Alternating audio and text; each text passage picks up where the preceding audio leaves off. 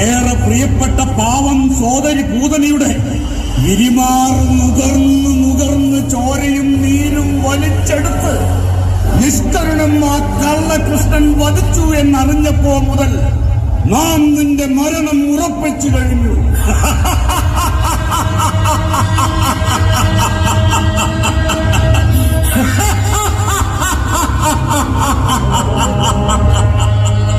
കഴിഞ്ഞില്ല.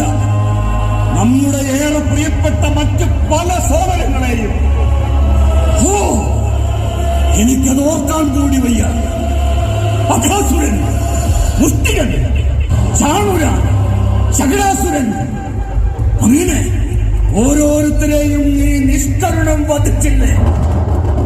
ഇന്ന് ഞാൻ